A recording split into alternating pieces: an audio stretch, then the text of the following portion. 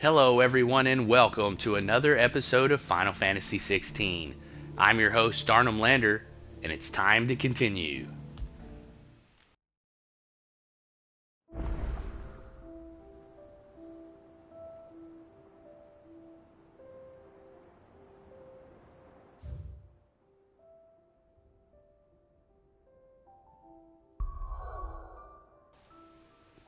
Alright, let's take a look at the map. Looks like we still got some side quests to do.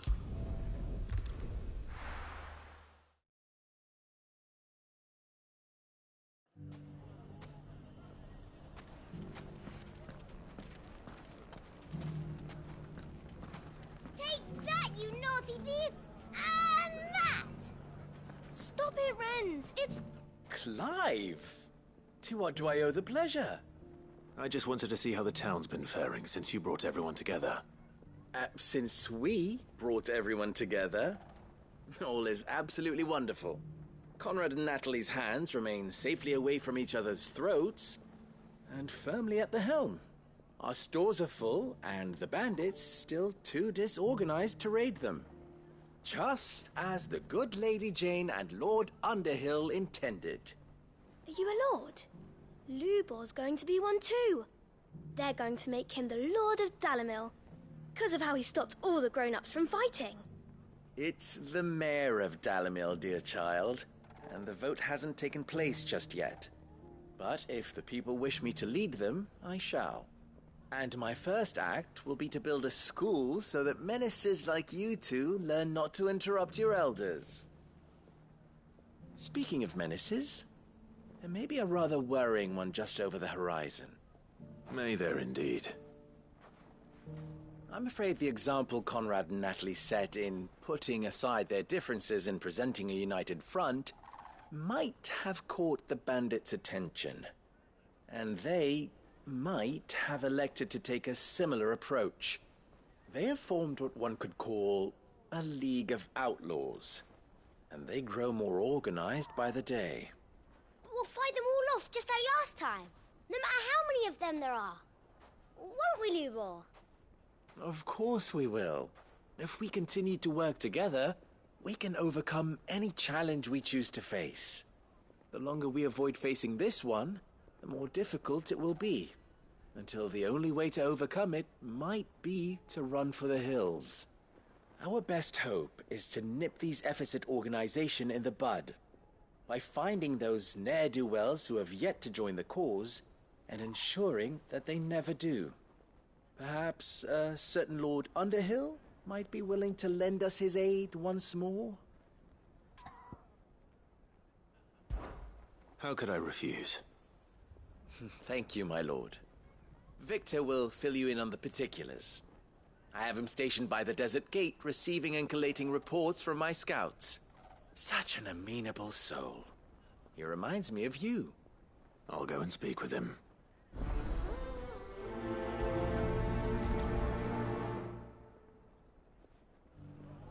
What's the difference between a lord and a man? A League of Outlaws. Sounds like we have some competition.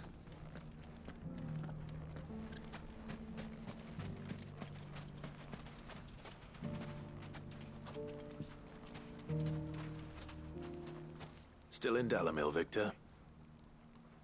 Ah, Sid. I thought you'd have returned to Cosnis by now. I did. Then I came back. I've developed something of a fondness for the place. And having worked so hard to see it saved from one fate, it would seem remiss to abandon it to another. A sentiment Master Lubor certainly isn't shy about exploiting. Hence my doing his bidding yet again. You're not the only one. What does he want you to do? He asked for my aid in putting down the bandits. And he said that you might be able to help me find them. Then you've come at just the right time. I was on my way to speak with Conrad about how to organize our forces. There are more camps in the vicinity than we can safely strike at once. But we must strike together, and we must strike soon at as many camps as we can. We can't give this league of theirs time to rally its forces. All right. Which camp shall I take? There's one upriver. Just out there, across the dunes. Leave it with me.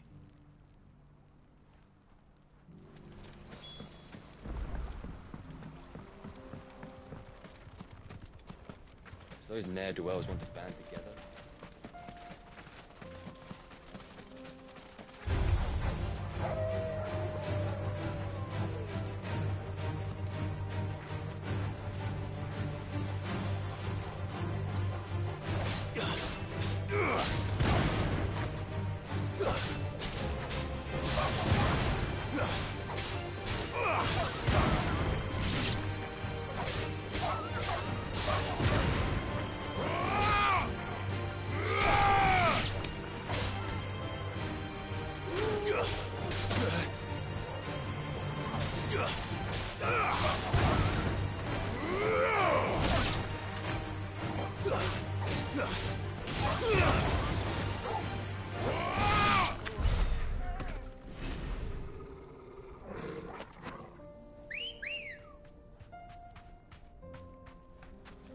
Ready, girl?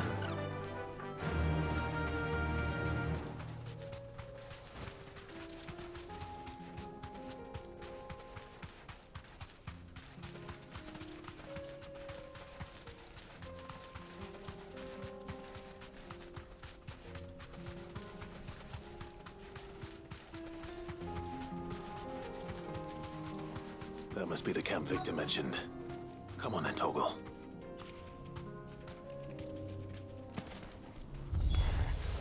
That's him!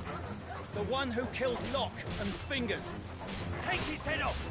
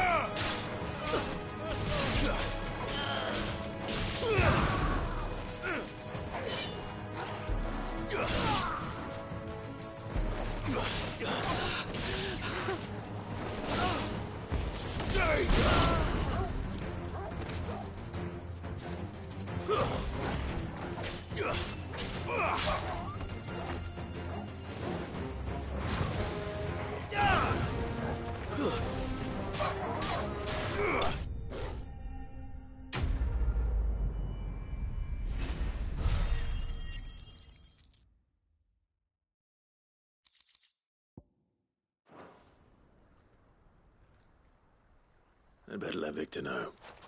Sid, where are you? Ah, I see the bandits didn't pose you any trouble. No, but... that's not why you're here, is it? No. Something's happened. We need you back in Dalimil. What is it? The whole town's in uproar. They're saying that Lubor is a bearer. What? Seems that one of our parties wasn't as thorough as they should have been. They let one of the bandits escape, and his escape route took him right through Dalimil. Some of the children spotted him, and he was about to silence them. And when Lubor felled him with a bolt of magic, and without a crystal. But that's not possible. It is, if he's a bearer and has been hiding it all these years, which is what people are saying. If he has, well, I wouldn't blame him. No man is branded by choice. Still, all those people see is a man who's lied to them all his life. One who was made a leader of himself when the world believed he should have been a slave. Fuck. I don't know where we go from here, but I know one thing. Lubor needs all the friends he can get right now. You're right.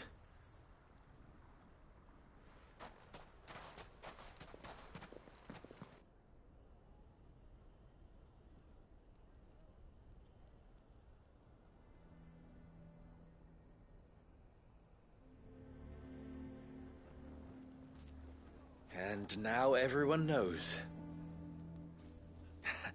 I made it a habit to keep a crystal close at hand for just such an occasion. And when that occasion arose, I forgot to reach for it. Well, it was bound to come out sooner or later. We're sorry, Lubor. We tried to keep running. But we just couldn't anymore. There's nothing to be sorry for. I rather enjoyed playing the hero for once. All that matters to me is that you two are safe. Look at him talking to his betters like it's nothing. All lies, I'll wager. Just like the ones he fed us all these years. Once people make up their minds, it's hard to change them. We need to do something, and quickly. Convince the people not to let their prejudices blind them. Convince them that nothing has changed. That their enemy lies outside these walls, not within them. You're right. We should speak to everyone. I'm glad you agree. I'll handle the townsfolk. I'm a Dalmet born and bred. They listen to me. You head to the tavern. Make Conrad and Natalie remember who Lubor really is. They know that Lubor and I are friends. I might not make for the most impartial of interlocutors. Lord Underhill of Randalar's League of Merchants, however, is a trusted and impartial mediator of note. I'll do what I can.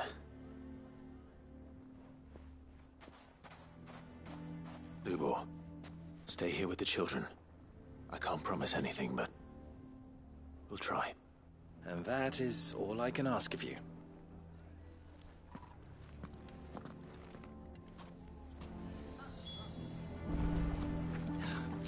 Why are you taking the bearer's side, Victor?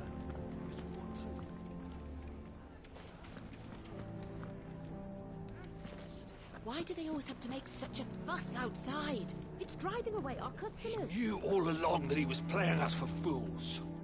And we fell for it. We followed him. A bearer.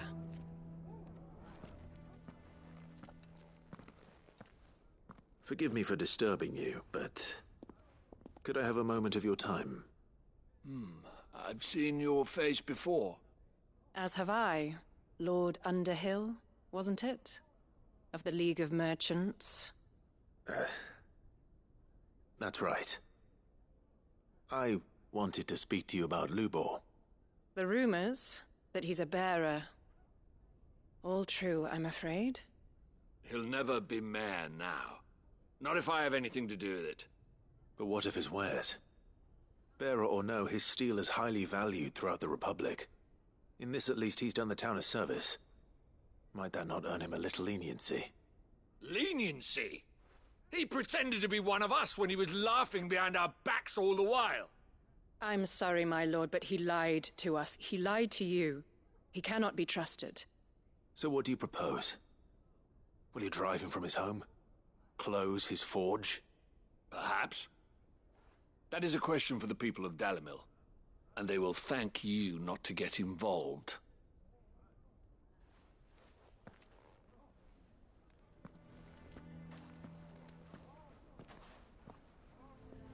The townsfolk have made their minds up. There was nothing I could do. Nor I. Conrad and Natalie refused to consider anything but their own wounded pride. You never know. Once their anger is cooled, they might see things differently. For now, we should report back to Lubor. All right.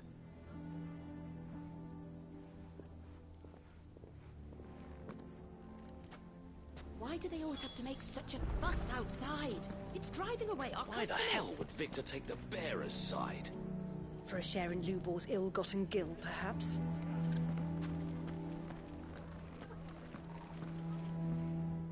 assume the situation is hopeless? There's still hope. But...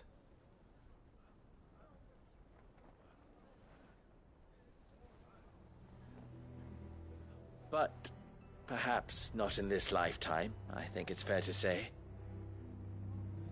You mustn't think like that, Lubor. Give them time. They'll come around. We'll talk some sense into them in the end, you'll see. No, you won't. And your efforts would be better spent elsewhere. But Lubor... Rosina would often tell me that steel does not lie, that a blade is a reflection of the smith who forged it. To yourself be true, that was her point. Rather an ironic one when you consider that her life was taken with a blade of her own making. But I do not doubt that she was always true to herself and what she believed in, right to the end. And so must I be.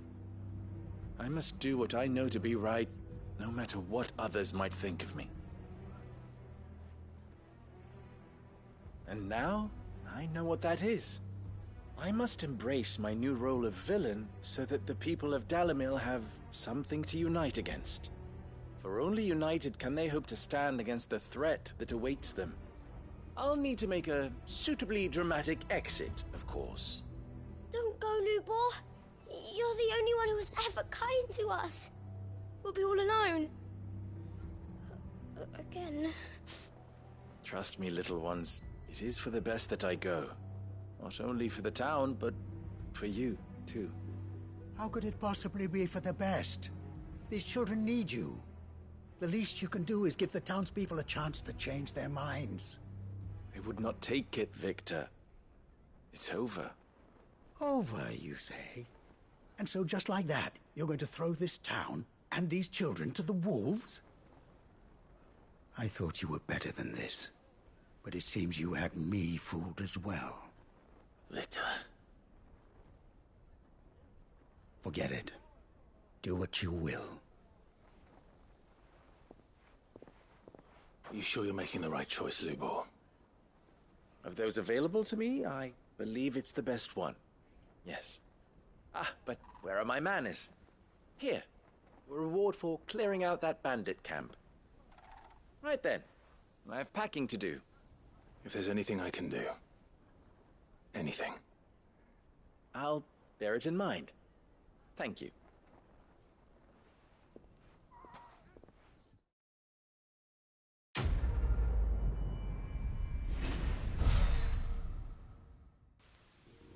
Lines in the sand.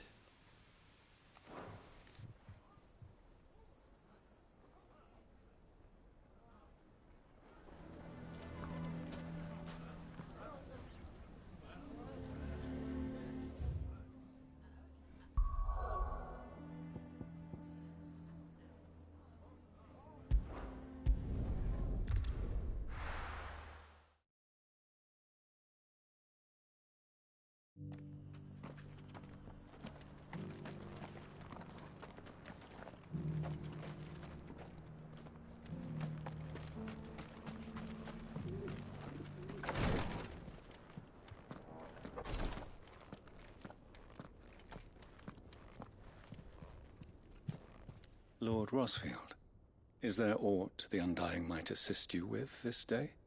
Perhaps. My brother said that your order was helping him with his quest to uncover Ultima's origins. Have you learned anything of note since last we spoke? Little and less, I regret to report. I see. Be assured, however, that we will not rest until the truth is known. Even now, our archaeologians scour ruins in every corner of the realm for traces of Ultima's touch. Fallen ruins, I take it. Dating back as far as Phoenix Gate. Indeed. Ultima's thralls are oft sighted among the remnants of the fallen civilization, as if protecting the secrets concealed within. Secrets we'd see unearthed. Should our methods be of interest, my lord, mayhap it would please you to observe some of our number at work. Would that be possible? Of course. A survey is being conducted not far from here. Perchance you are familiar with Kretov, a small hamlet built around a fallen airship. I was due to visit my colleagues there to collect their preliminary findings, but if you would consent to do so in my stead, I'm sure that they would be honored to relate any discoveries they have made to you directly. All right. I'll go and meet with them. They will be most gratified, I am sure. Might I suggest you take the road through Titan's Wake? It will lead you straight to the village after but a short walk. Thank you. I will. I wish you a safe journey, my lord. May the Firebird's flames burn ever in your heart.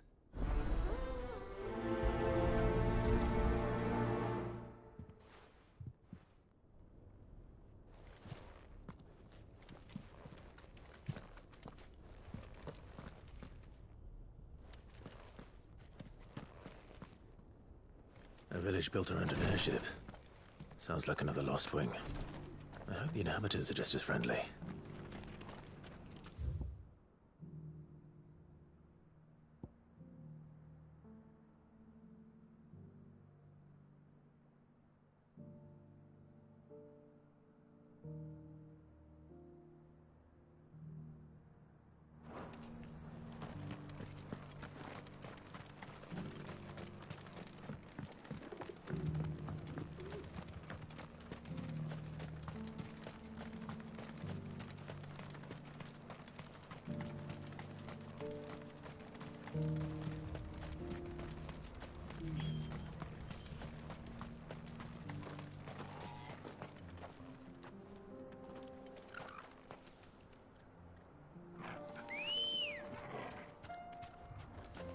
Ready, go?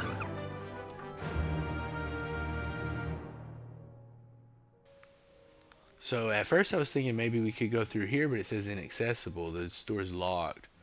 So I think actually we have to go through here. Fly, Ambrosia.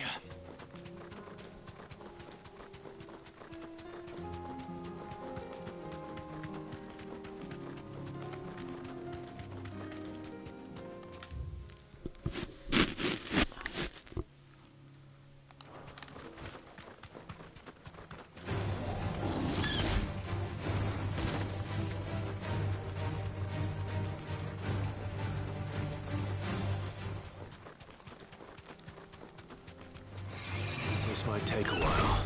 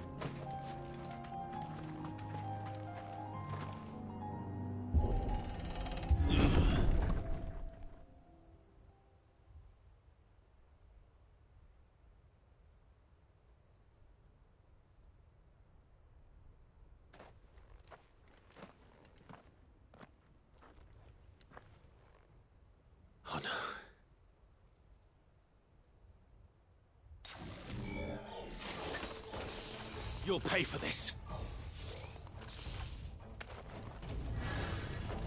There may still be survivors.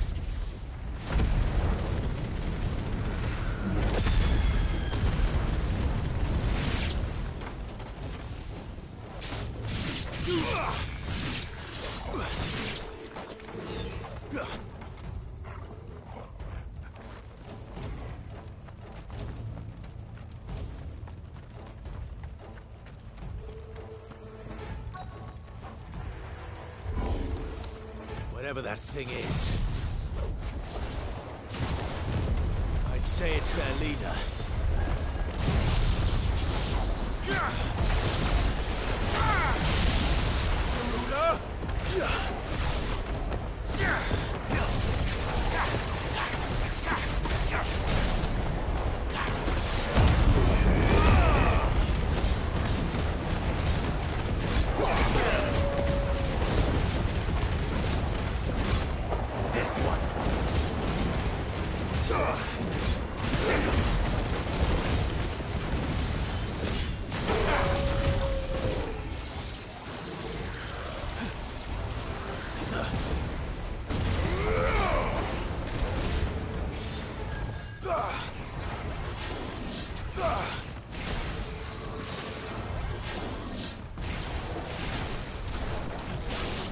Too slow.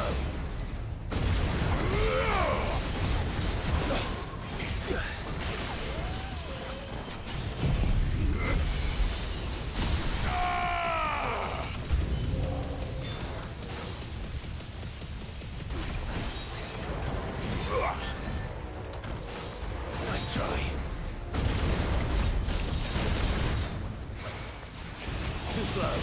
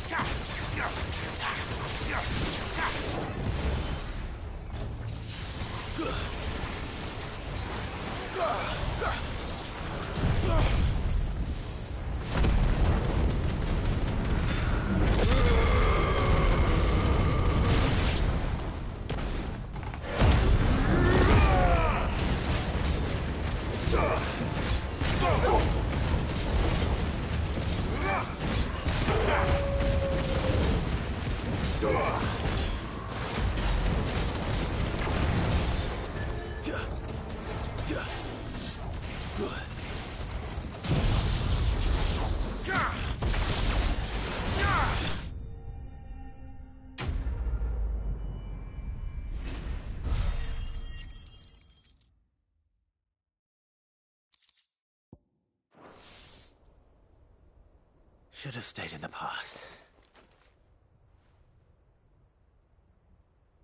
These must be Cyril's colleagues. You have our thanks, stranger. Who are you? Ah, forgive me, my lord. I did not recognize you. You are Lord Rosfield, are you not? We are archaeologians, tasked with surveying this site. When the echoes appeared, our brothers here occupied their attentions. Thanks to them, and to you, we were, for a mercy, able to see our duty to its conclusion. You call that a mercy? Your brothers might still be alive if you put their safety before your duty. Surely this survey wasn't worth dying for. We are charged with uncovering Ultima's origins, a duty of the highest import, as I'm sure you will agree. And you think your dead brothers would agree with you too? I know they would. They gave their lives for the cause, an honor to which all undying aspire. Now, to what do we owe the honor of your presence, Lord Marquis? Cyril told me of your work here, and I agree to collect your findings in his stead. I see. That is most kind. Pray, take them then, with our humble thanks. May the Firebird's flame burn ever in your heart, as it does in ours.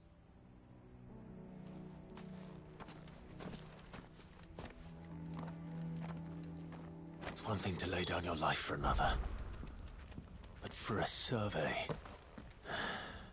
I suppose I'd better get this back to Cyril.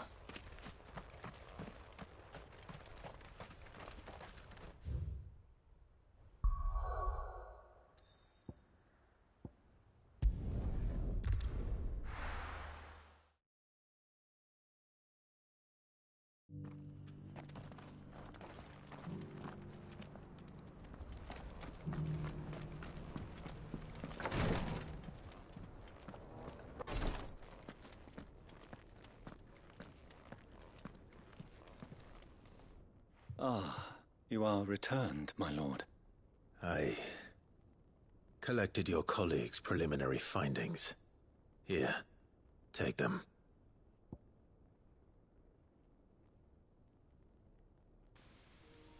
The Kretov Report, a scroll containing the preliminary findings of the Undying's ill-starred venture into the ruins of Kretov, sealed with the wax imprint of a phoenix feather.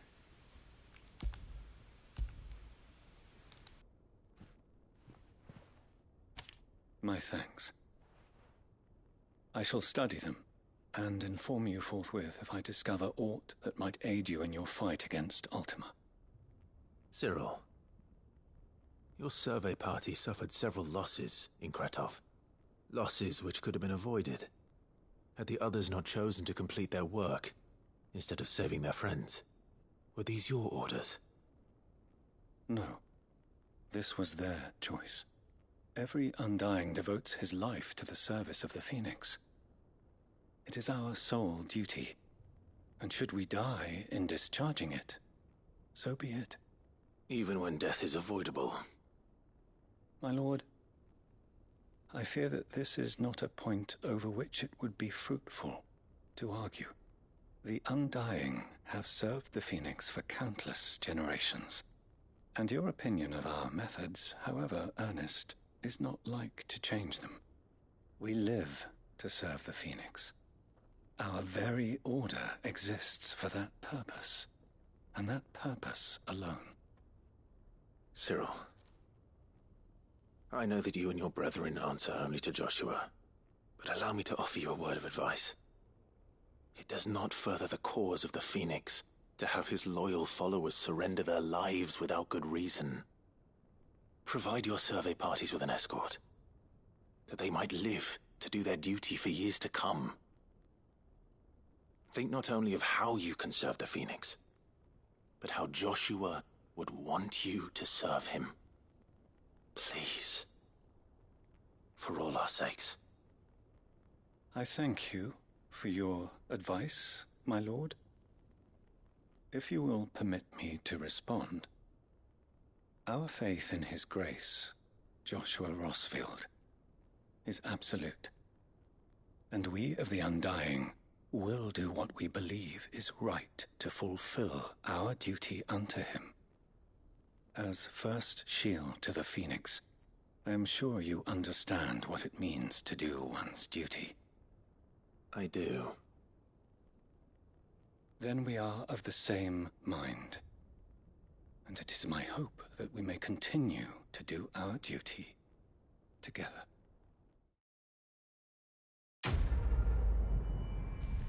Quest complete. Duty Undying. The Breath of Ice. Reduces Ice Age cooldown time by 1.5 seconds.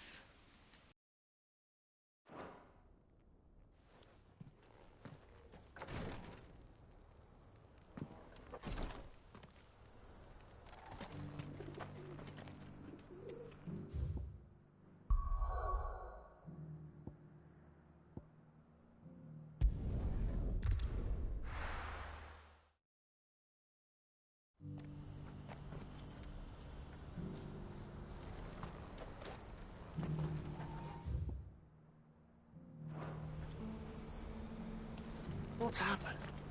The guards at the gate are in a right old panic. They're saying Twinside's gone.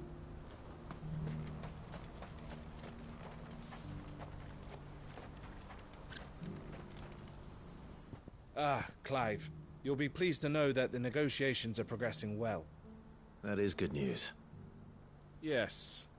Our comrade in Randala has just sent word that the contract should be signed very soon. But I still have much and more to prepare. It's a huge undertaking moving this many bearers at once. You couldn't do me a quick favor, could you? What is it this time? More wild beasts? Nothing like that. I just need you to go over to the caravans and ask El how long we have until the bearers arrive. Find out exactly how much faster I need to get all these supplies moved. All right. I'll go and ask. Thanks, Clive. I owe you one.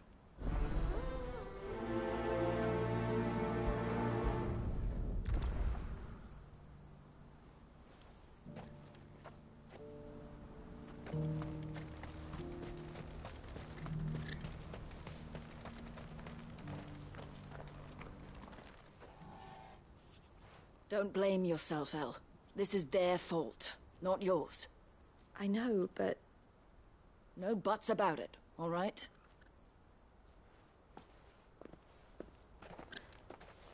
Is something wrong? Vonnie came to give me a message from our intermediary. The talks with the Republican Army have fallen through. They've reached an agreement with the Silver Peak Consortium instead. Though prices have fallen of late, we deliberately offered above the going rate to try and deter other bidders. But the Consortium offered double what we did, and the Army jumped at the chance. And you had no opportunity to make a counteroffer? None at all. And we were so close. El? What's happened? I saw Vonnie leaving. She didn't look happy. And with good reason.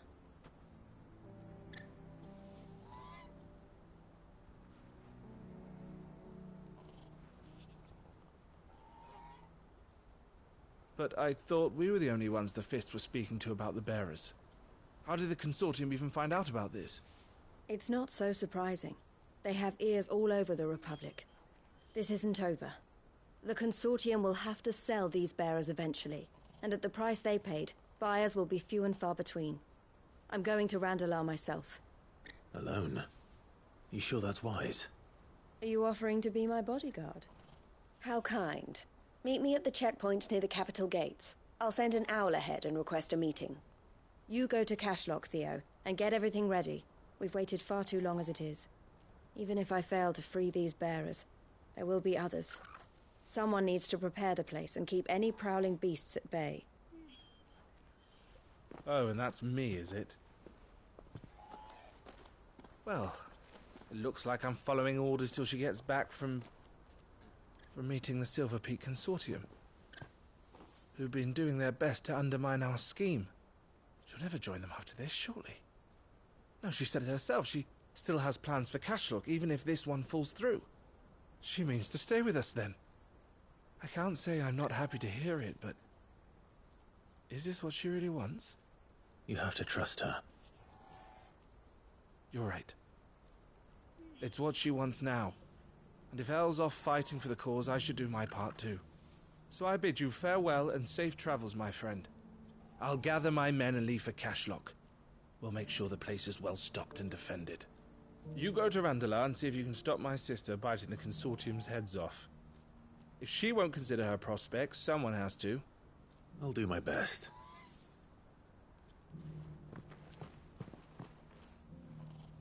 All right. To Randalar, then. And better not keep Eloise waiting.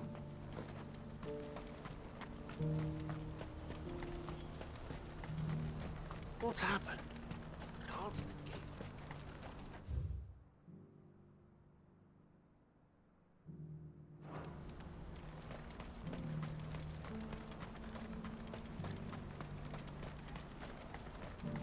What I wouldn't give for a hot meal. Looks like this is the end of the road for us. When are they gonna let us through?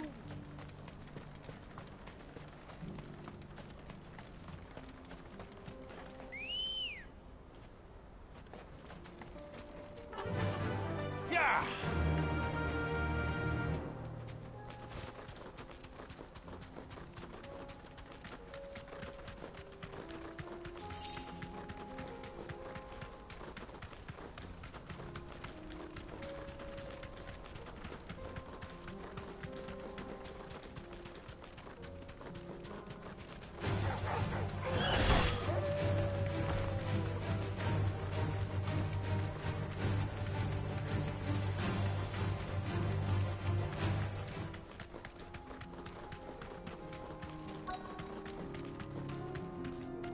Straight home now.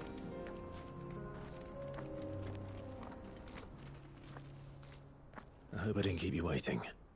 Did you arrange to speak with the consortium? Here they are now. You wish to consult with me?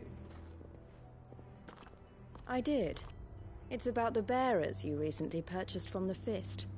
We had all but finished making arrangements to buy them ourselves, and then you stepped into the fray. You misunderstand. The consortium had an interest in purchasing them from the very first. It was only our regard for you that kept us from bidding. But your hesitancy in accepting our offer to you suggested that the regard was not mutual. And so we resumed our business. I did not hesitate. I am simply not inclined to make such decisions without first giving them due consideration. But what is done is done. Come then. How much do you want for them? Alas, you are too late yet again. We rarely take on such unconventional merchandise without a purchaser in mind. The bearers belong to him now. Who is your buyer? A trader from across the water. A most demanding fellow, if it's any consolation. He insisted the bearers be fed, dressed, even given their own bunks for the voyage over. That's what you get when you deal with continental types. I wouldn't know. Oh yes, the culture on the continent is quite different to ours. They pay good money for bearers not fit for the knacker's yard, and treat them like kings. But as long as they pay... That does sound unusual. No matter then. If they've already left our shores, there's little that can be done. Allow me to withdraw my interest. And with it, my interest in joining your organization. My associates will be sorry to hear that.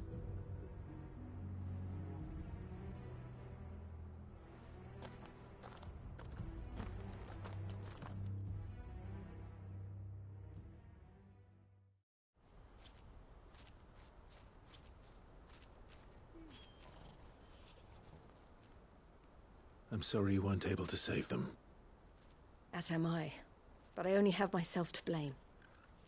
He was right, you see. The Silver Peak Consortium did intend to buy those bearers before I did. Their representative hinted at a possible purchase when he came to recruit me. I feigned interest in joining them in the hope he might be encouraged to tell me more. And he did just that. As soon as he left, I sent my own offer to Randalar. So you never... No. I entertained the Consortium's proposal solely so I could learn more about those bearers. But I was a fool to think they wouldn't find out. I knew exactly who I was dealing with. You tried. I did. And if what he said was true, the bearers are to be well treated. Which is something, at least. But they deserved more. I wanted so badly to see them freed. Eloise! Eloise! Word from Cashlock. The village is under attack. A pack of beasts have come down from the mountains, and there's a dragon at its head. Theo and the others are trying to hold them off as best they can, but the odds are against them. They need help, and fast. Theo! I'll go on ahead. Thank you, Clive. I'll gather some men and join you there. Just... make sure he's safe.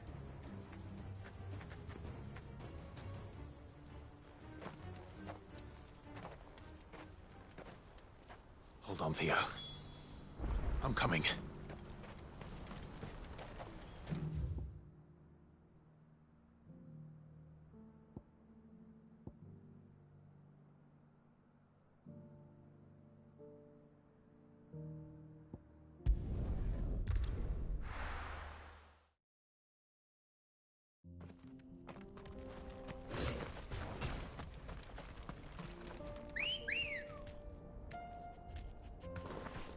Good girl. Fly, Ambrosia.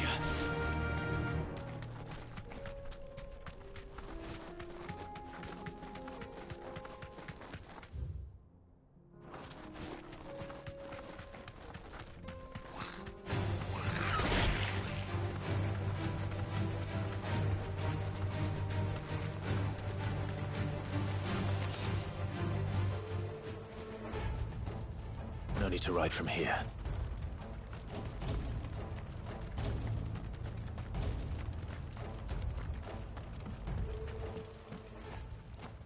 Where's Theodore? Upriver! He led the dragon that way to keep it from the village, but the whole area's flooded with ether. We just have to pray he makes it out in one piece. I can do better than that. Torgal, with me.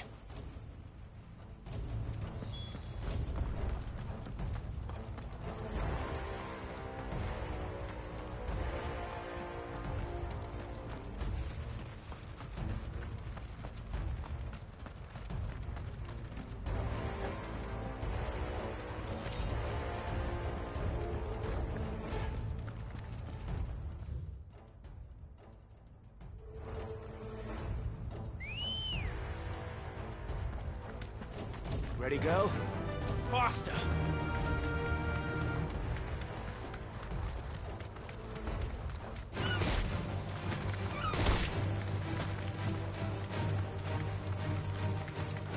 Where are you, Theo?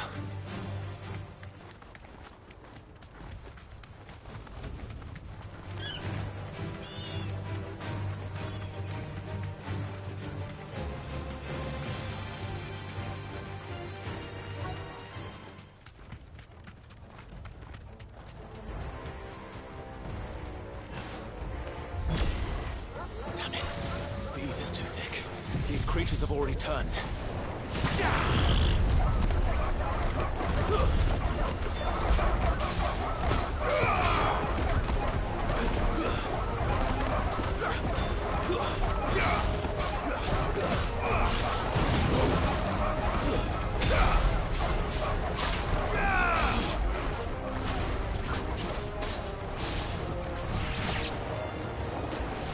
Stay down!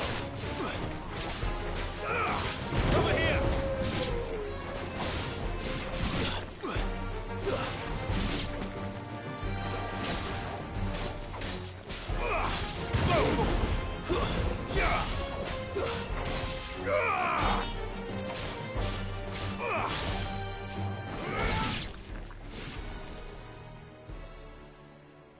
I can't waste any more time. I need to find Theodore before that dragon does. Too late. Dragon found you. Looks like it's found me. This thing's turned as well. This isn't going to be easy.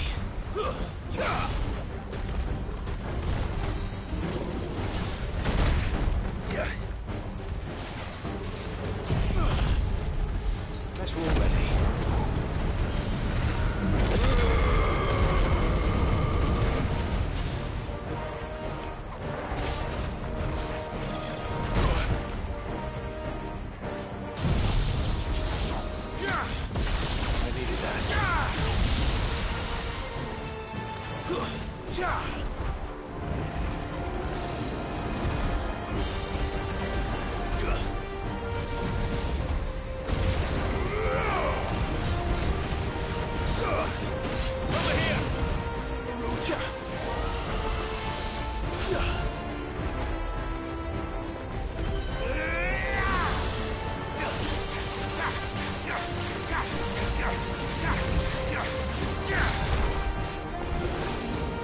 Nice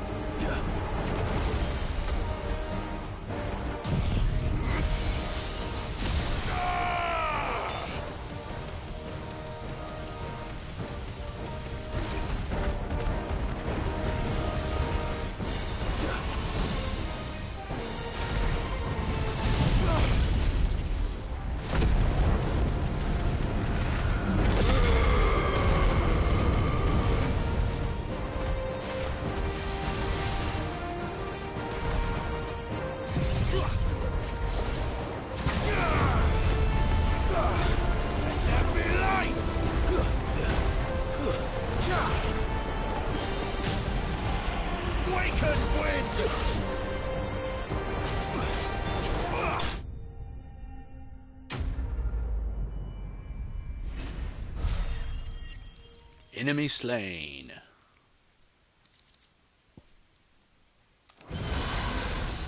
His name, Herensuge. Clive? Theodore, you had me worried for...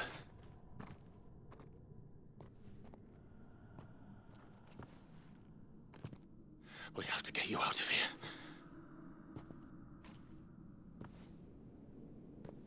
I think it might be a little too late for that. Bearer or no, there's only so much ether a man can take, and that Drake just wouldn't let me leave. You have my thanks, Sid, for finishing what I could not. For keeping Elle's dream. Theodore!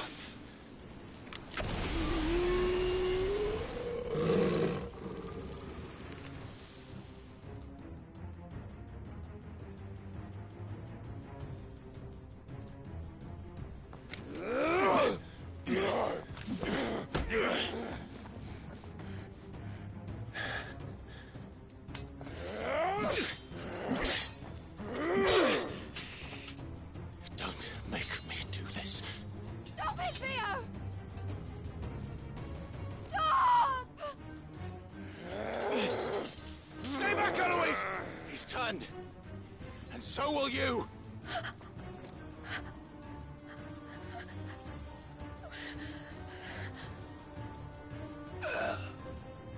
Elle.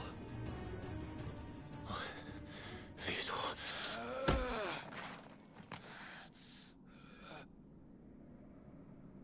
Take care of my sister. Theodore, wait. Goodbye, Elle.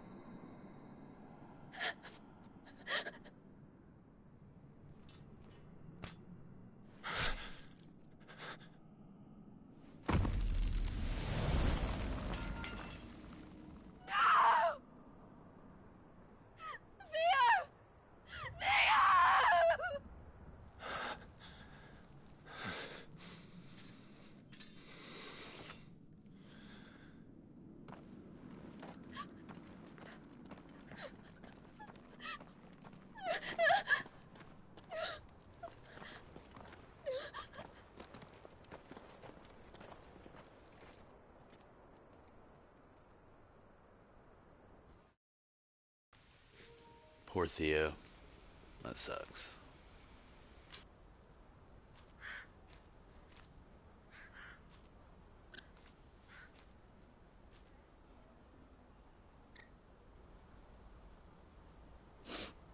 Thank you, Clive. I think I'll be all right now. That was true bravery he showed. Leading the dragon away from the village like that. His first instinct was always to protect people. To put others' well-being before his own. And now he's gone. Because I sent him to that place, against his will. It wasn't against his will.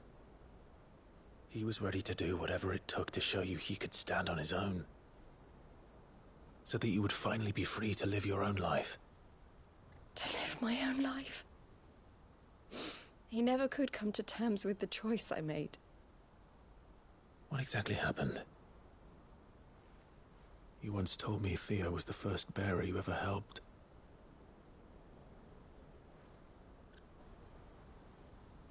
We grew up in Canva. We were born to one of the great trading houses. And I was chosen to inherit the family business. I had my father's head for figures, you see. Theo did not.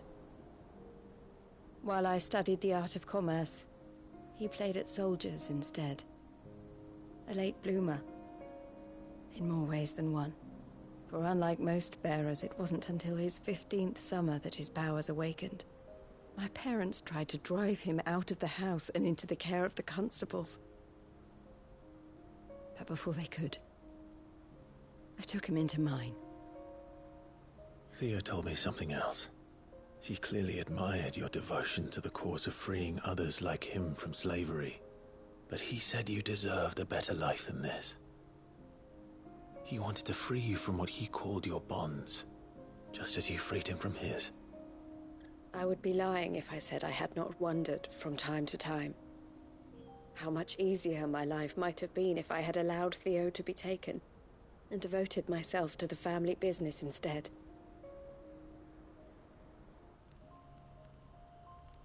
But I have never regretted the decision I made. Being with my brother meant more to me than tradition or reputation. I only had to look at him to remind myself of that night and the choice I made and the fact that I would make the same choice again in a heartbeat.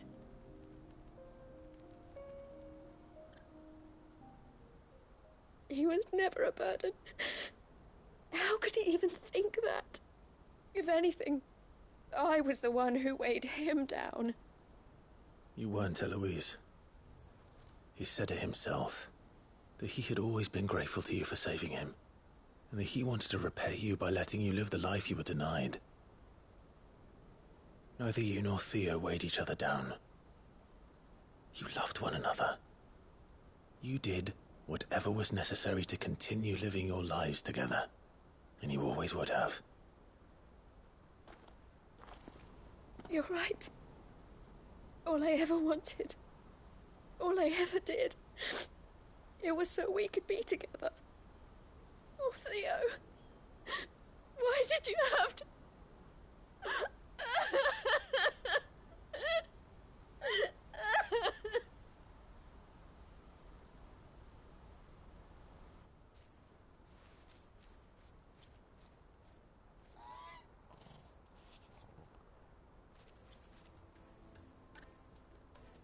I know Theo wanted me to move on, but I'm staying here at the Crimson Caravans to continue our work. We can make a difference here. We can help people, save them. I need nothing more from life than that. So I'll carry on doing what we do, ensuring that goods, people, bearers get where they need to be, bringing smiles to people's faces just like we always have, and to Theo's. Wherever he is. This is the life I have chosen. The life I will always choose. I've made a choice of my own, to continue helping you however I can. Whenever you need it. Thank you, Clive. Let's go on together then. For Theodore.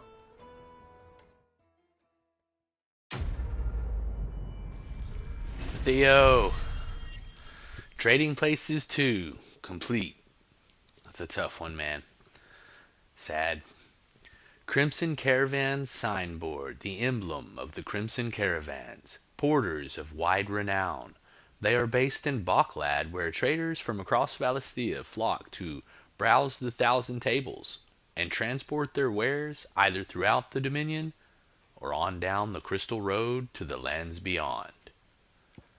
And the Breath of Fire reduces Scarlet Cyclone cooldown time by 3.3 seconds.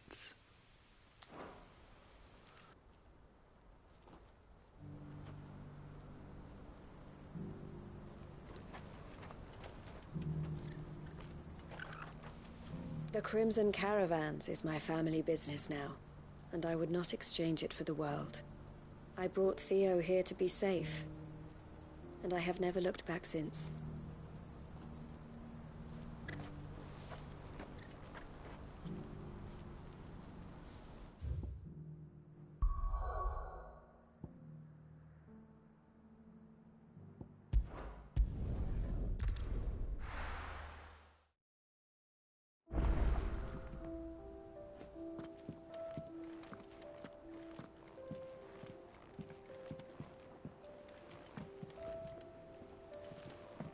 Come back.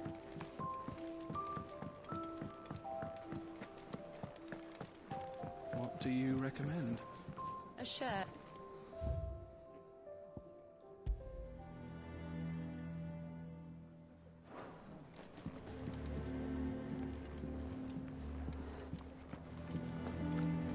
Oh, don't tell me we've run out of pep yet. Still alive, are ya? Coin purse weighing you down?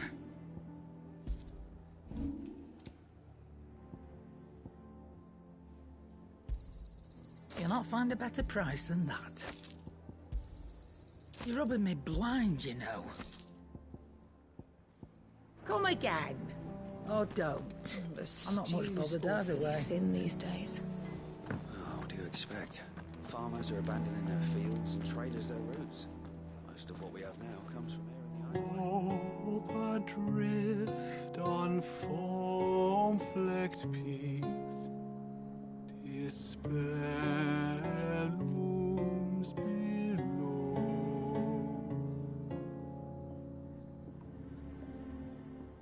Yet in the dark, a flame is sparked that warms us in its glow.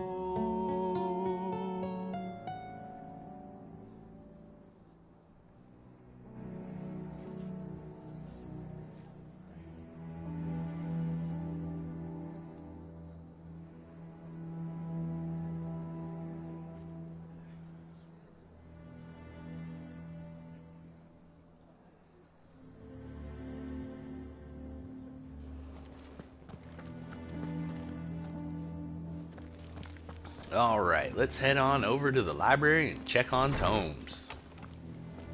I was meaning to do this at the beginning of the episode, which is what I think I want to start trying to do from now on, if I can remember, so that it'll be kind of like when we do the lore dump, it'll be kind of like a recap, you know, like last time on, because I noticed that it covers a lot of the stuff that we'd just done. So yeah, I'll start trying to do it at the beginning of the episode from now on. It's kind of like a last time on Final Fantasy. But let's check in with Hart. Knowledge hoarded is knowledge lost. I have compiled some new entries, if you would like to see them. You wish to study the tomes? The Enterprise. The Hideaway's mithril engine-powered flagship, designed by the father and daughter of Sidolphus and Midodal Telemon to serve as a last hope for humanity, should all of Valisthea be lost to the Blight, and constructed in secret in the ironworks on the outskirts of Canver. The mithril with which it is fueled is a highly concentrated source of energy, allowing the ship to achieve speeds thrice that of a galleon at full mast.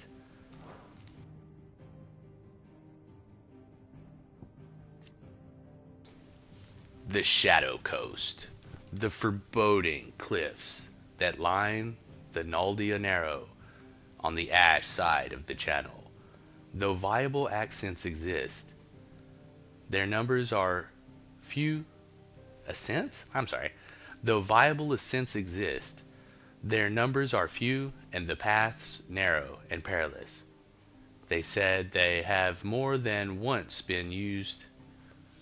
That said, they have more than once been used as a staging ground for covert incursions into the kingdom. Now the land above having been all but consumed by the Blight, It is only the boldest of adventurers who dares set foot here.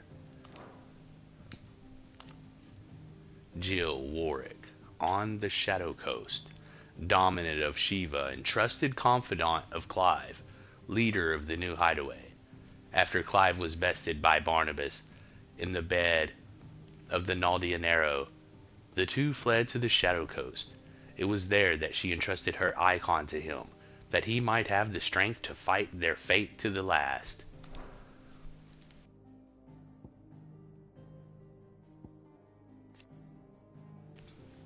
Mythos, the vessel's completion. Ultima's name for the vessel of limitless power that he has long awaited. He identifies Clive as this mythos by virtue of his awakening as the dominant of Ifrit and having the power to absorb the ether of other icons. Ultima manipulates his servants into pitting Clive against the other dominants that he might drink of their strength and bring Mythos closer to perfection. The bonds of consciousness. The fellow feeling that binds a person with those they love and who love them. So long as these bonds remain strong, so too does a human's grip upon their will. Ultima cast Primogenesis in order to sever these bonds of consciousness, that humanity might lose their wills and turn Akashic, and that his vessel might be perfected.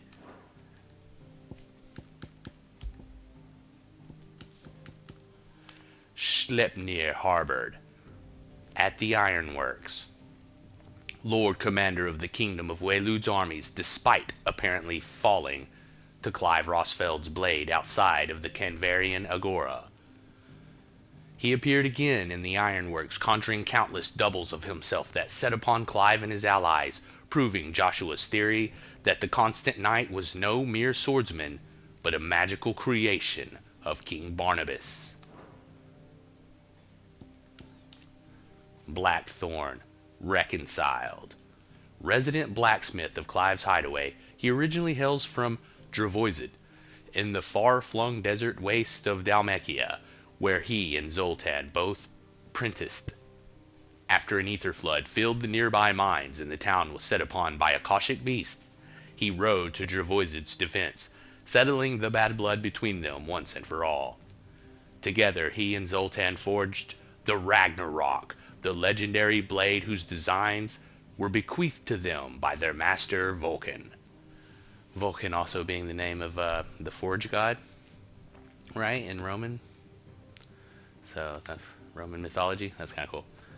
Mididal Telamon as captain. Daughter of Sid, raised in the hideaway, Mid learned all she could of engineering and invention from her father before leaving for university to learn all she couldn't. Her studies all but complete, she put her skills and knowledge to use in building the Enterprise, a mithril engine-powered vessel of her and her father's design, which she captains in service of Clive's cause. Doris, in the shadow of the slave trade. Captain of the Cursebreakers, who directs their bearer liberating operations. Doris was raised by a Rosarian slave master who treated her branded charges as if they were her own children, teaching them how to read, write, and wield a blade before hiring out their services to the highest bidder. Though Doris resents her former master for the terrible deeds she made her do, she thanks her for making her the strong, scrupulous woman she is today.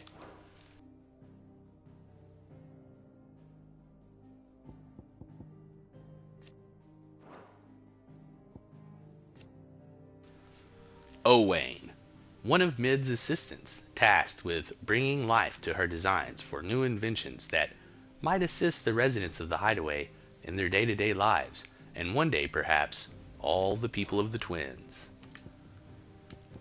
Martha, dreaming of a better world.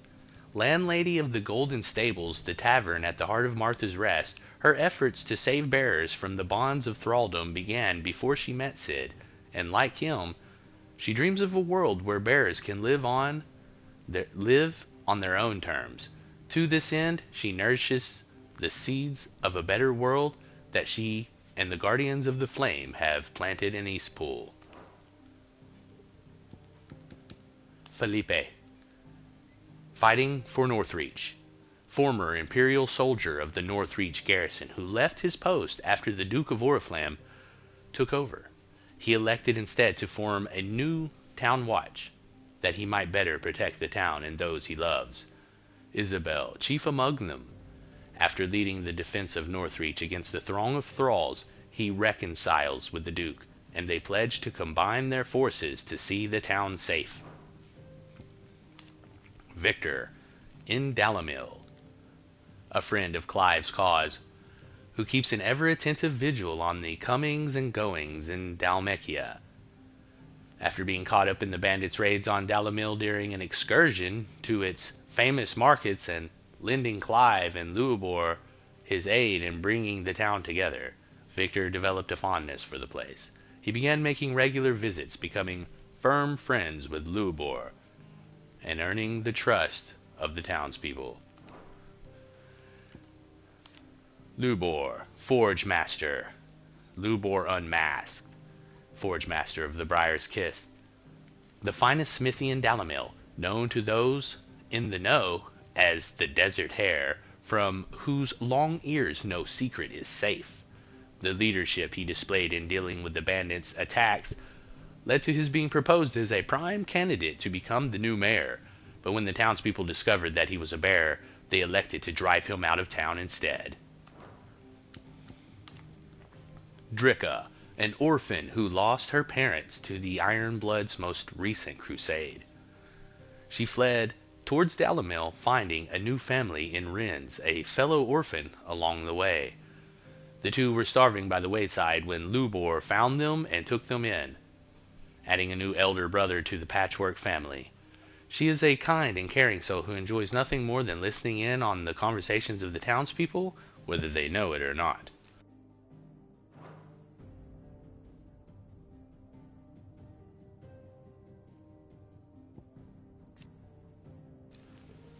Rennes, an orphan who lost his parents to the Ironblood's latest crusade. He fled towards Dalamil, finding a new family in Dricka, a fellow orphan, along the way. The two were starving by the wayside when Luobor found them and took them in, adding a new elder brother to the patchwork family. He is a frank and forceful soul who enjoys nothing more than watching the townspeople at work and helping them with their tasks, whether they need it or not. Eloise, in mourning, owner of the Crimson Caravans, a highly esteemed porterage firm in Bocklad. Eldest child and heir apparent of a successful Canvarian trading house, Eloise abandoned her birthright in order to save her younger brother Theodore, who her parents would have seen branded after his powers awakened. After Theodore lost his life before her eyes, she swore to continue their work to free bearers, that his death might not be in vain. Theodore, a bitter choice. Porter and guard for the Crimson Caravans, the porterage firm that he runs with his beloved sister Eloise.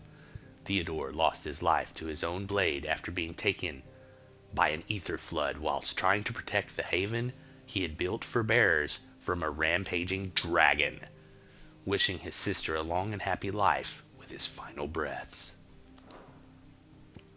Zoltan, reconciled, chief of the Dalmekian smithing town of Dravoisid, whose skill in etching metal far eclipses Blackthorn's own, after the latter aided Zoltan and his town in overcoming the twin threats that faced them, an absence of ether that rendered their forges useless, and a surfeit of it that unleashed an Akashic horde against its gates. The two were reconciled at last, each gaining a newfound admiration for each other's talents. Sir Wade, as Warden of Eastpool, a loyal shield of Rosaria, and leader of the Guardians of the Flame, who fight to see the duchy restored. In Eastpool he finds a new purpose, to not merely lead his guardians against their enemies, but to lead his village in pursuit of a brighter future for man and bearer both. The High Cardinal, following the destruction of Twinside. First and foremost of the 5 cardinals who made up the Council of Elders, second only to the Holy Emperor in the imperial government. After the fall of the Crystalline Dominion and the collapse of said government, His Eminence reappeared in Northreach. Now going by his noble title, the Duke of Oriflamme, he drafted both the soldiery and the common folk into his plans to turn the town into a new capital for Sanbreque.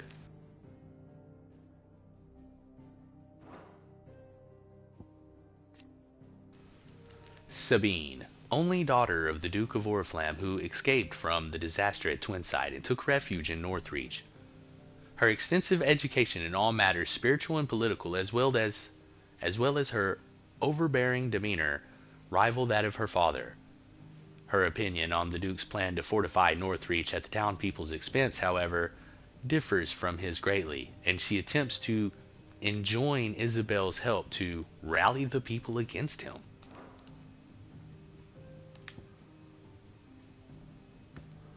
Ultima, to whom kings kneel. The otherworldly being behind much of the tragedy and turmoil that has plagued Valisthea, and the creature King Barnabas of Waylood worships as his god. Ultima requires a vessel in which to inculcate his disembodied soul, and Clive's curious ability to absorb the powers of other icons suggests that he is the very mythos that Ultima has long awaited. He wills Clive to absorb the other icons, that his vessel might be perfected. Ooh, alright, that was a long one on persons. Lay of the land. Alright, only one on the first page. The Undying, a search for answers. A secretive order who serve the lords of Rosaria from the shadows. They revere the mighty phoenix and its dominant, and once presided over the rites of ancestral communion at Phoenix Gate. Few outside the order know of its existence. Even among the highest-ranking members of Rosarian nobility, their loyalty to His Grace Joshua Rossfield is absolute, and none among them would hesitate to lay down their lives for his sake. At his command, their efforts are currently devoted to uncovering the truth behind the mysterious being known as Ultima.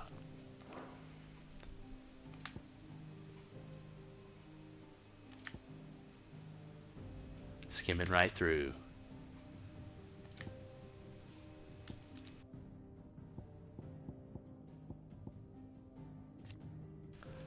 Kretov, a small Dalmekian village of bean farmers and goat herds built in the shadow of fallen ruins.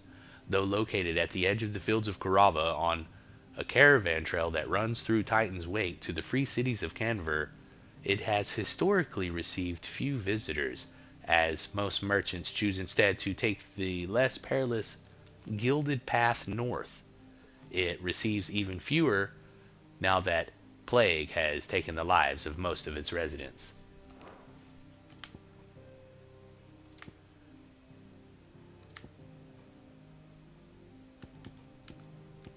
The Silver Peak Consortium, one of the largest and most prestigious trading houses in Dalmekia, who sought to scout Eloise. Their mercantile operations extend far beyond the borders of the Republic, as Eloise learned when they stepped in at the last moment to purchase the bearers from which the Crimson Caravans had long been bargaining with the army, and sell them on to a trader from the outer continent. In truth, they had been interested in the trade from the very start, and only withheld making their own offer as a courtesy to Eloise, one that was rescinded after she failed to respond positively to their offer to her. The Naldia Narrow, a region of sea south of the Strait of Altha, lying between the continents of Storm and Ash. The trading ports of the free cities of Canver dot its western shores, making it the busiest stretch of commercial water in all of Valisthea. Though her currents are swift, storm-free skies and an abundance of marine life allow the Narrow to serve as the source of much of the region's food. Mysteries of the Realm. Icon, hidden truths, shattered aspects of Ultima's power given flesh by human hosts.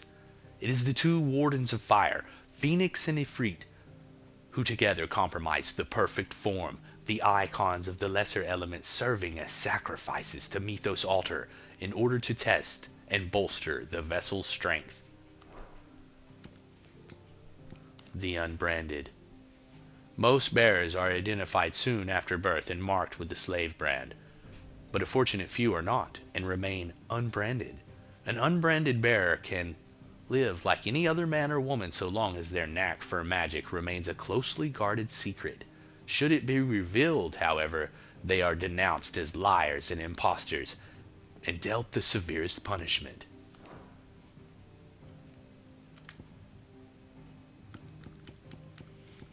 Akashic. Divinity. The irreversible change brought about by a living being's overexposure to ether. Creatures are stripped of any intelligence or sense of self they may have once had, and become suffused with life force, usually manifesting as extreme strength and aggression. Though most regard men who turn Akashic as naught but mindless monsters, Barnabas and Sleipnir claim they are, in fact, divine.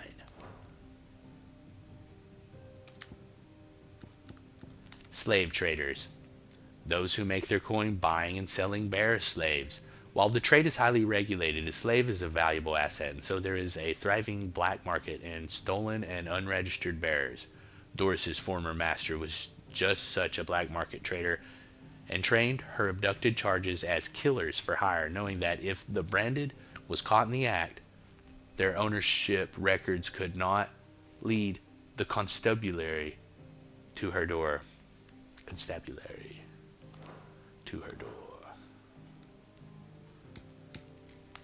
The Einherjar on the Naldia Narrow, the flagship of the Wayluder Navy, also known as the Black Galleon, is a vast, 7-mast vessel constructed of 3 conjoined galleys, and could aptly be described as a floating fortress. Alongside the Royal Cavalry, it is the pride of Waylude and is capable of swiftly delivering elite troops onto enemy soil to make war in the name of the mighty Odin. Jill was kept prisoner here after being captured by King Barnabas. Geisel greens. The leafy green vegetable loved by chocobos, such is the bird's attraction to its scent. Traders who transport them by the wagon load must seal the boxes tightly, lest they should find themselves accosted by a flock of wild bows on the road. Though mostly Geisel greens are known for chocobo fodder, they can be eaten by humans too, provided one trims away the toughest fibers and boils the fleshy leaves in salt water until soft. I don't know, man. Are y'all out here eating Geisel greens? Not me, dude. Not me. Will, that which separates... they're going to just... Okay, explain what will is to us, please, game. That which separates humans from animals and is given shape by consciousness, a sense of self, and a freedom of thought, even when one is deprived of other freedoms. It is one's will that drives the pursuit of true liberty. To Ultima, however, human will is a sickness that prevents them from taking their proper divine form, that of the Akashic, who blindly serve his own purposes. To this end he casts primogenesis, transforming much of humanity into his soulless servants. Okay, yeah, they went somewhere with it. Primogenesis, hidden truths, a spell cast by Ultima that cast a roiling pall over all of Valisthea. They like saying that, roiling pall over all of Valisthea. The unbalance in the ether that resulted not only sapped the potency of crystals and magic in those lands that remained livable, but filled the rest with floods, turning men and beasts into mindless, merciless Akashic, all to sap the wills of mankind and make all of humanity into his soulless servants. Okay, we're building up now.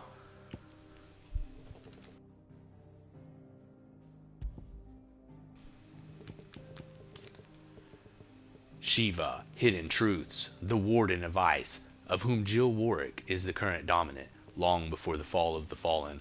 The fall of the fallen. there existed a tribe in northwestern Storm known as the Motes of Ice, among whom the dominant of Shiva would be born. Tales of the ice queens of the old north are passed down among the men and women of the Northlands to this very day. Scorpions. With pincers the size of boulders and a hooked tail as long as a chocobo is tall, merely the sight of a scorpion is enough to strike fear into even the most hardened of warriors. That said, the poison contained in their stingers is actually far weaker than those of their lesser cousins and is primarily used to stun rather than kill. They favor deserts and other hotter climes, and as such are found mostly in Dalmekia, as well as the fiery mountains of the Iron Kingdom. Shouldn't it be like giant scorpions? Raptors. Though still widely believed by the common folk of Sandbreck to be the descendants of dragons, dinosaurs, on account of their leathery wings, meagerness of plumage, and distinct ability to spit fire, learned scholars have long since concluded that these deceptively reptilian creatures are none other than birds of prey, which, over countless centuries of hunting creatures on the ground, have simply lost their capacity for flight. Okay, evolution. Bighorns, found to graze primarily in the emerald meadows of Rosaria or the windswept savannas of Dalmekia.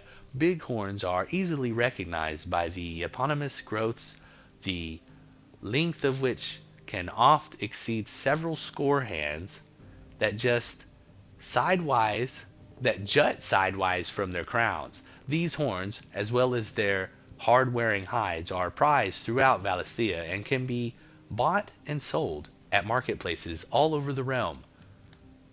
Caution, however, is recommended when hunting the creatures, as they are highly territorial and will charge relentlessly at anything that might stray into their line of sight. Chimeras. That there might exist a creature so terrible, so twisted, as the tricephalic horror that is the chimera, is a striking reminder of the madness of whatever deity first whispered life into them. It is not enough that the winged daemons are both astonishingly aggressive and adept in the manipulation of ether, but they are also able to wield their influence over other beasts, commanding them like a field marshal might his regulars. Fortunately, they are seen only rarely, and only deep in the deserts of Dalmekia. It's like lore behind common mythological creatures, so that's why we read. Because, like I say, they put their own little flair on it, they add their own context to the world. Did you learn everything? And now we're fully filled in and ready to go. So I hope you enjoyed that recap. And as I've said, if it's not your cup of tea, always feel free to skim ahead. But here we are, moving on now to the main plot. Thank you for your patience as we continue. Covered in nicks and lumps, the lot of them. It's a wonder they can still walk.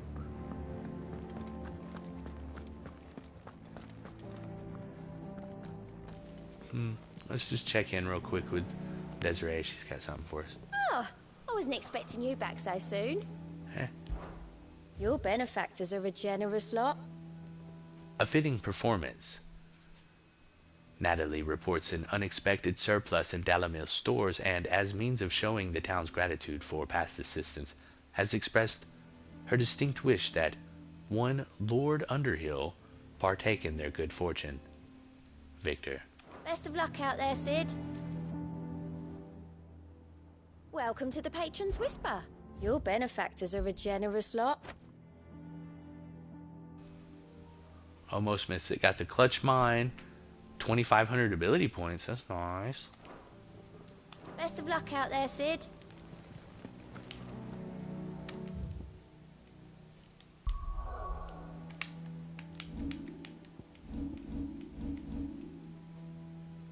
4,800. What can we do with 4,800?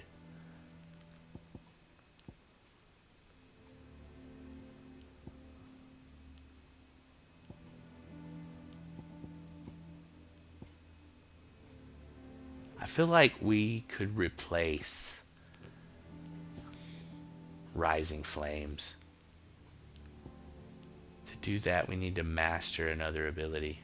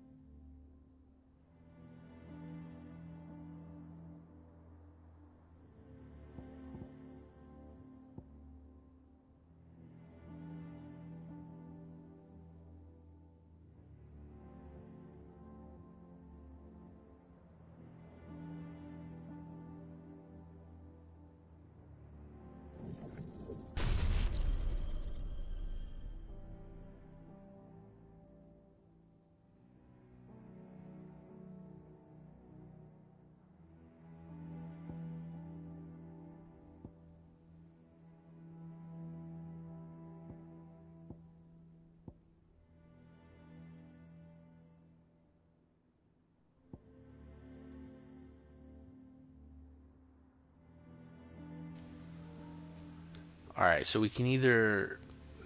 we So... Oh, this is an upgrade as well. Okay, so I would need to both... I would need to upgrade either Giga Flare, Diamond Dust, or I could just master Flames of Rebirth. So you have to upgrade it, and then you can master it. And when you master it, then you can put it on any... You can allocate it to any icon slot or whatever.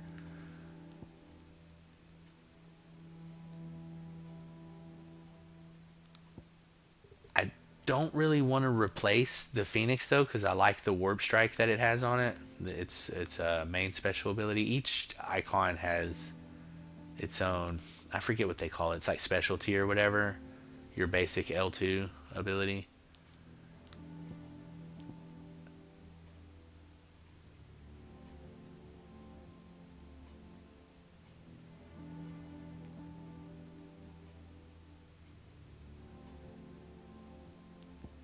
Which means I would need to master one of these abilities and then put it on the Phoenix bar.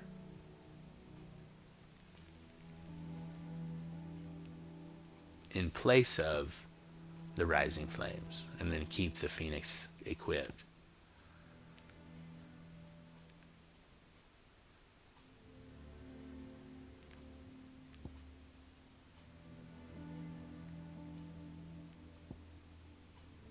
In either case, we don't have enough points to do all that right now, so that is the plan. But for now, we continue.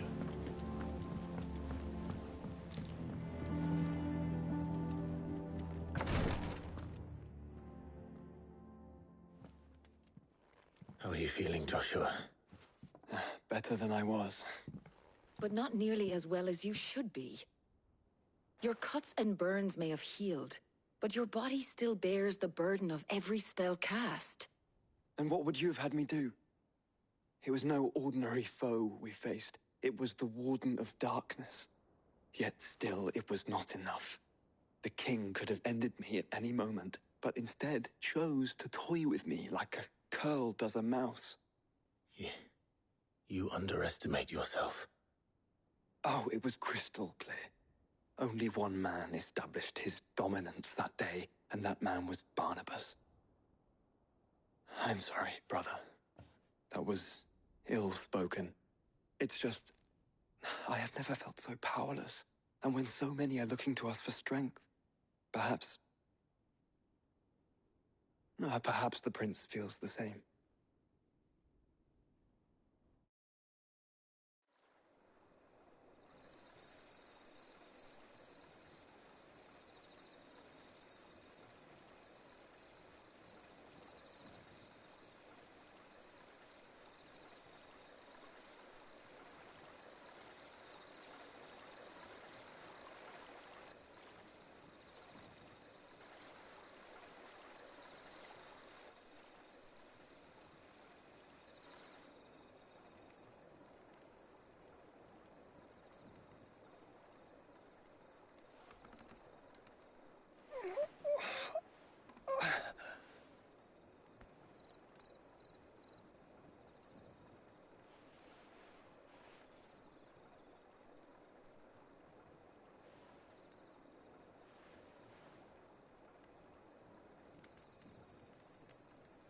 What is this place?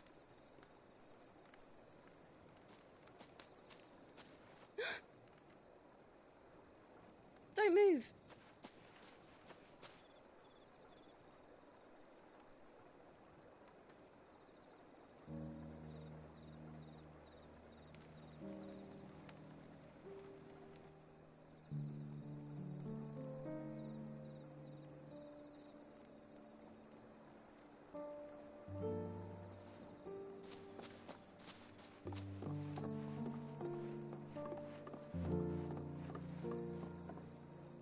Here, it's fresh from the well.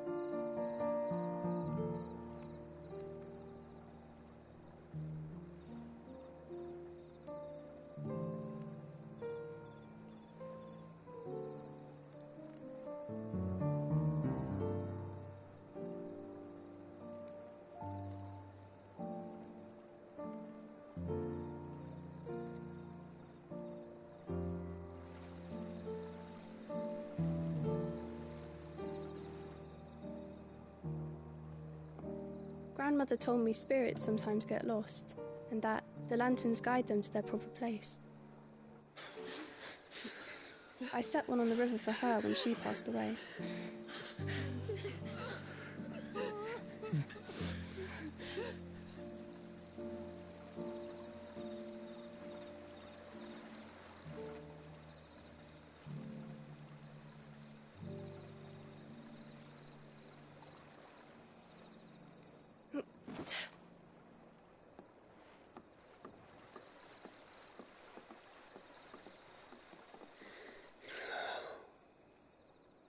The fiend works from the shadows.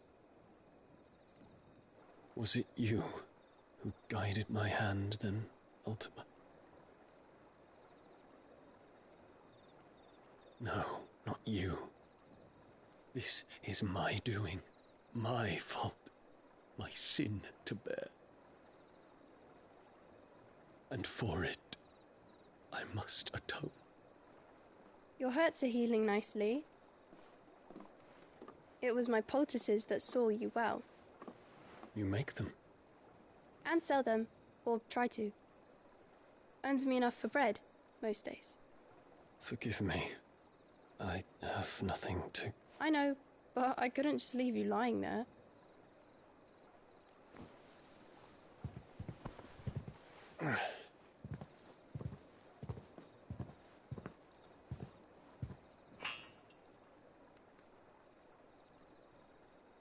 You're going then? Of course. I'm healed.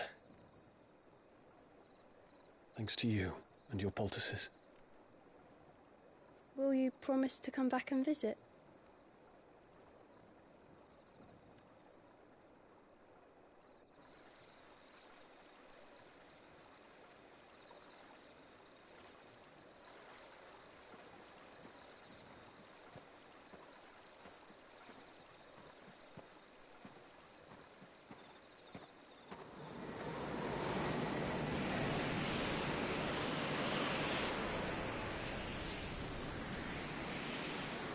Well, Phoenix, it would seem that I owe you my wings.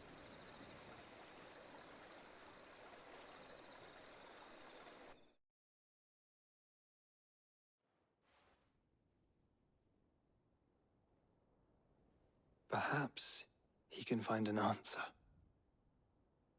You will be returning to Waloed soon, I gather. I see no reason to wait. Then neither do I. I can think of a few, but I doubt they'll stop you. You will take your medicine. Of course, Lady Daya. Set on leaving already, are you? How long will it take us to get back to Ash? Dunno, about the same amount of time it took us to get here. Maybe less, if your uncle can find someone trustworthy to patch up the Enterprise. All depends on where we're putting into port, mind. Yes. It's not as if we can put ashore wherever we choose. We have to assume that the whole of Ash is hostile, and that we'll be attacked on sight. Then we must find a place they won't think to look.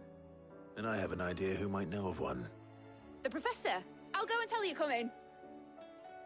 While you're plotting our course, I'll be in the shelves with your lawsmen. I wish to pick his brains about Ultima. Then I'll talk to Karen about supplies for the journey. They may not be easy to come by in Ash.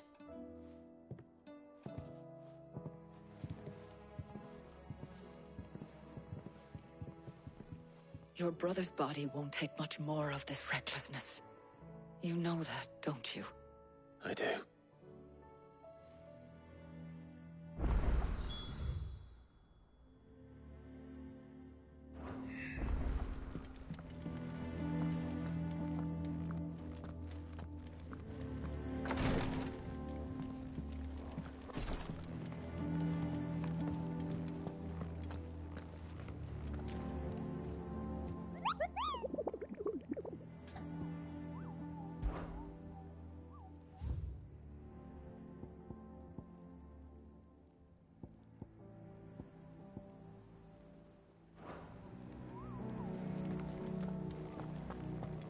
I still say we're a compliment. Say it all you like. It doesn't make it true. Ah, Clive. I was wondering when you'd arrive. Please tell me you've come to take our young prodigy here off my hands. I'm not here for Mid. I need information on Ash. Then why not ask Molly if you can look in one of her ovens? Go on. As soon as the Enterprise is ready, we'll be setting out for Drake's Spine. And we're going to need a safe place to land. Preferably one that won't see my ship blown to shit and splinters. If it were that easy, do you think Waloed would have resisted invasion for so long? Very little is known of Ash, and the information we do have is spotty and outdated. We have the good King Barnabas to thank for that. Waloed's borders have been closed to outsiders since the day he seized the throne. If there is anywhere safe to land, you won't find it on my map. Then tell us what we will find. I'm sure you know better than we do. But no splinters! All right. If it will get you out of my hair. But interrupt me, and it's over. Understood?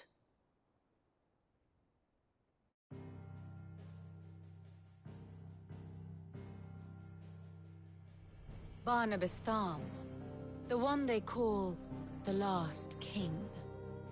Understand him, and you will understand the kingdom of Waloed. Barnabas was only a boy when he arrived from beyond the southern seas, and barely a man before he united the ragged tribes of Ash. And having unleashed them upon the formidable Veldamark, he set his throne upon the ancient kingdom's ruins. The victory sent shockwaves around Valisthea, tales of Odin's might spreading through every court, parlor, and drinking hole in the realm. Note that this was in the year 843, and that the king still sits upon his throne some 40 years later, quite untouched by time. Waloed's recent inaction left many wondering if Odin had lost his appetite for war. And yet here we are. The Einherjar was committed to the fray, a bold declaration of intent. Orcs swarm around Drake's Fang, and throngs of Akashic haunt Canvas streets. Though how precisely the havoc they wreak serves Waloed remains unclear. Regardless, if the order to attack truly came from King Barnabas, then one thing is certain.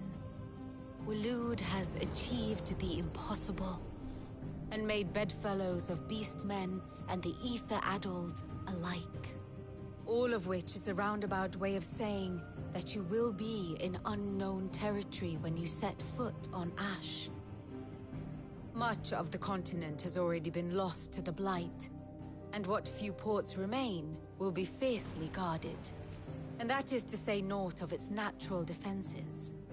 Offshore currents will cast an ill-equipped ship out to sea one moment, and dash it against the rocks the next. But then the Enterprise is anything but ill-equipped, and Mid has made land there before. Now, if only there were someone with an intimate knowledge of the Shadow Coast, and where a daring gentleman might put ashore.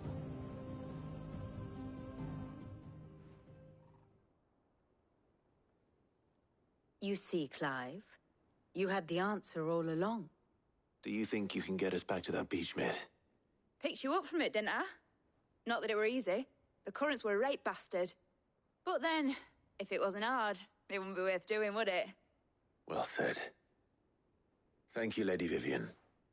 If a few morsels of common knowledge and a sprinkling of tavern talk are worthy of your thanks, I wonder what genuine intelligence might earn me. Probably more visits. Mid, I need everyone in the ale hall now. I'll fetch Joshua from the shelves. Aye, aye, Captain.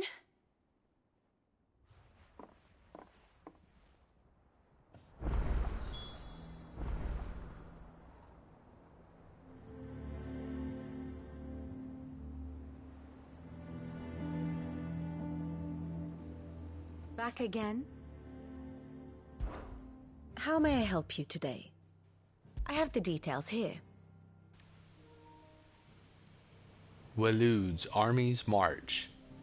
An army of orcs and Akashic knights marches west from Waloed, not to seize land or resources for the kingdom, but merely to murder any whom resists their malefic majesty's plans for Valisthea. Study it well, Clive. Following Clive to the Shadow Coast, the Enterprise sails Clive, Joshua, and Gav to the Shadow Coast on the western fringe of Ash, from where their long walk to Stoner and Drake's Spine will begin. The state of the realm is ever-changing, Clive.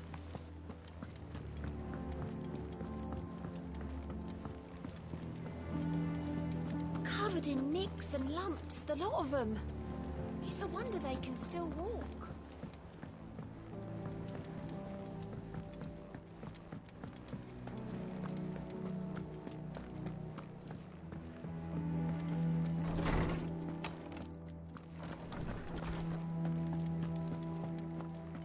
I have no reason to assume otherwise. Well, then that changes everything. Clive, you must listen to this. Lawsman, tell him.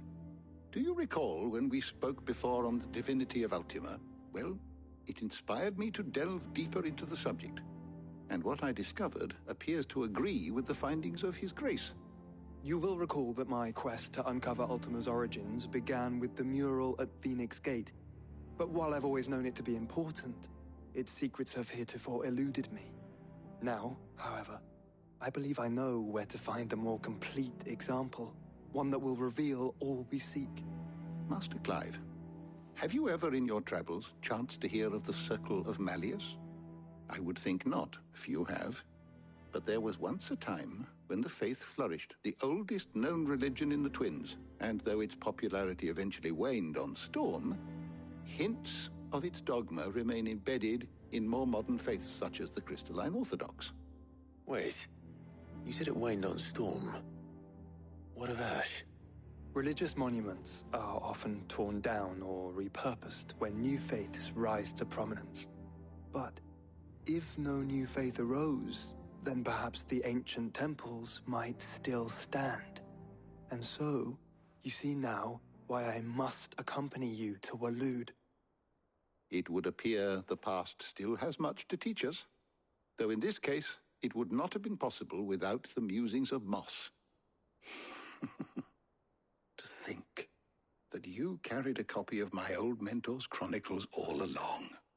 I am relieved to discover it in good hands. I shall guard it with my life.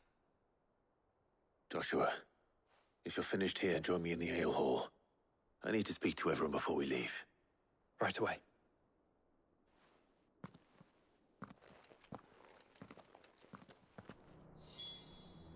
If it please your grace, might I one day borrow the chronicles? For a short while. Of course, Lawsman Hippocrates. You need but ask. Mid said I could ride the Enterprise next. No, she didn't. She said I could.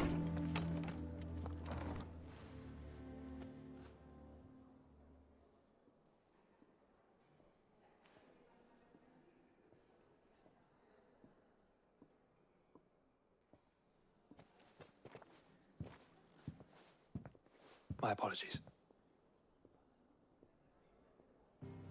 By now you've all heard where we're going and why.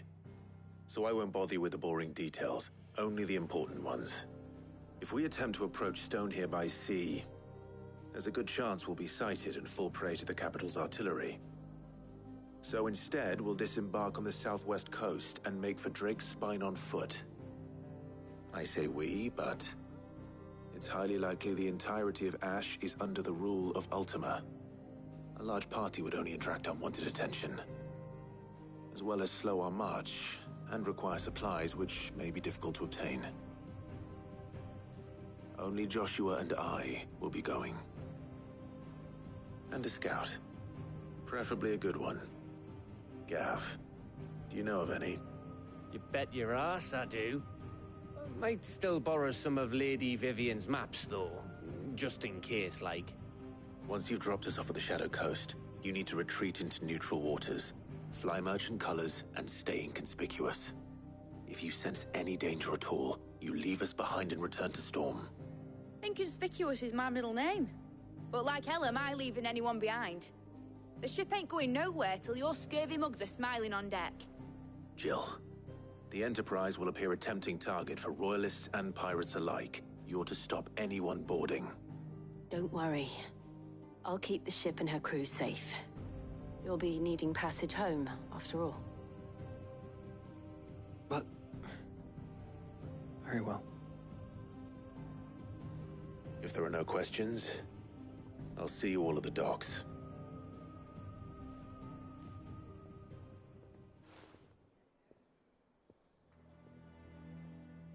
Let me know when you're leaving.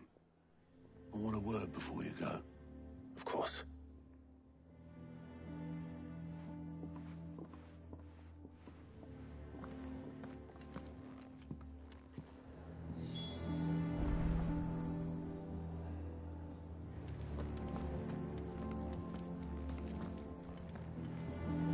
Thought I might grab myself a mug of Maeve's mead. Settle me stomach, you know, before we take to the high seas. Welcome back, Sid. How am I getting on? About as well as you'd expect of a barmaid pouring sour ale for penniless outlaws in the middle of the Deadlands.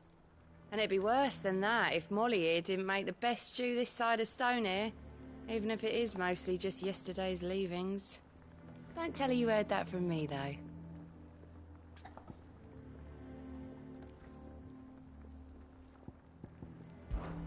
Don't be a stranger, Sid.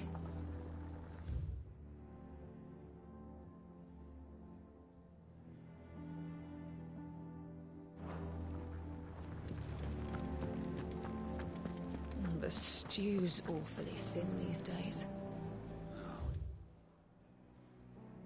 I expect farmers are abandoning their fields and traders their roots. Most of what we have now comes from here in the Hideaway.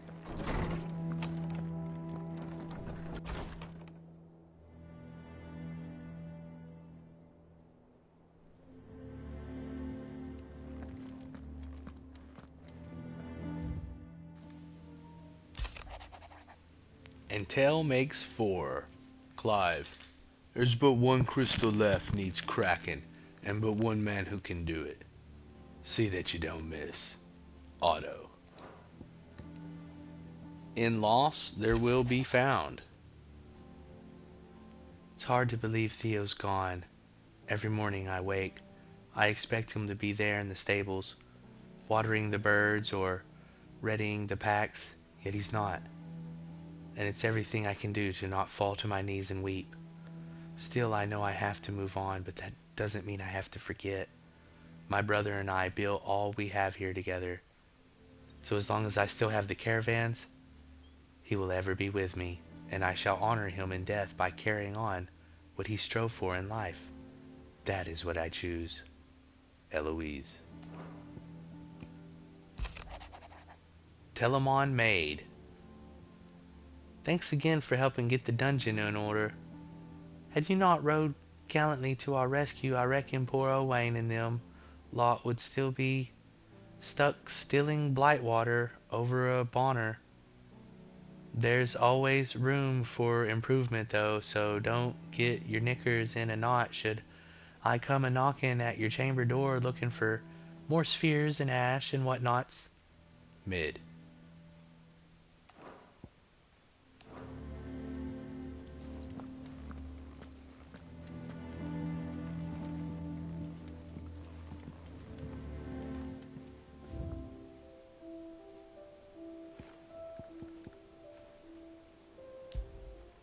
Crimson Caravan's signboard, the emblem of the Crimson Caravans, porters of wide renown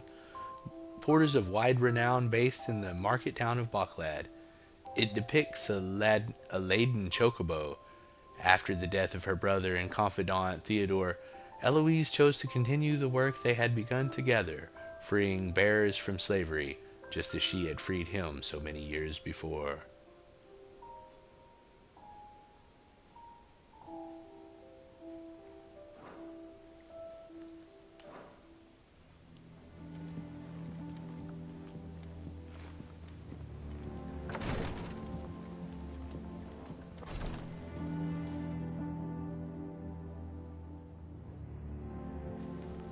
Alright, everyone, that's going to do it for this episode. I hope you enjoyed it. And if you did, please go ahead and just cast a spell over on the like button for me. I do appreciate that. And as always, until next time, take care.